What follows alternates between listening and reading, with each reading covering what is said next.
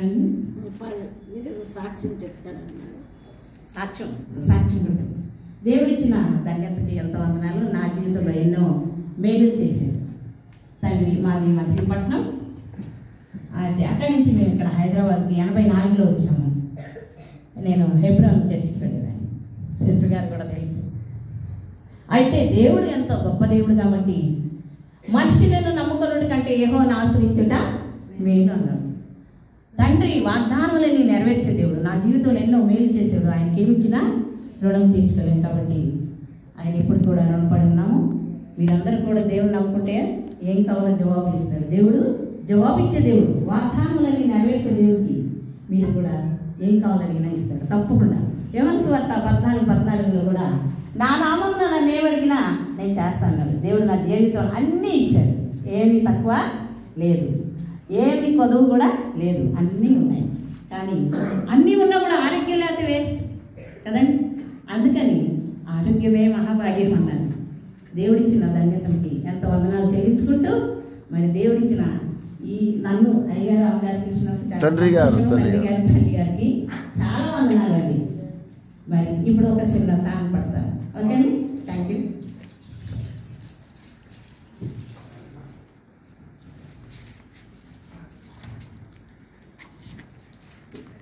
నీ స్వరము వినిపించు ప్రభువా, నీ దాసుడాలకించు.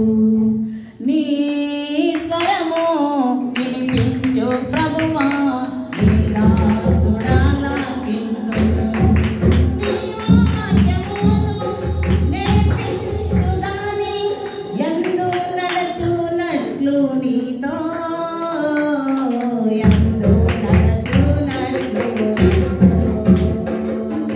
నీ స్వరము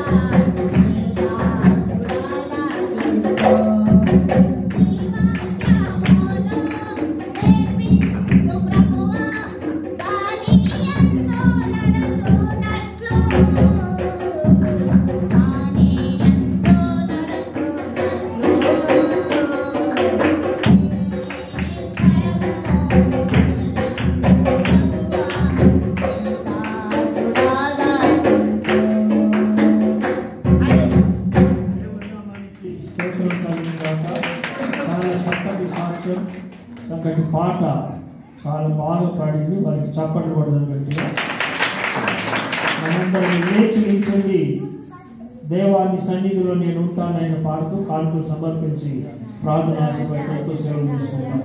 రాజా నీ సన్నిధిలో నేను ఉంటే ఎంతమందికి వస్తుంది ఈ పాట? ఎంతమందికి వస్తారు? రాజా నీ సన్నిధిలో పాట ఎంతమందికి వస్తుంది? అది కూడా నేర్చుకోవాలి. అమ్మకపోతే పడతారు. ఆ పాట పాడి కానుకలు సమర్పించి ఆ ప్రార్థన ఆశీర్వాదంతో సేవలు తీసుకుంటాం. బాబు జాన్ పై కూర్చోండి.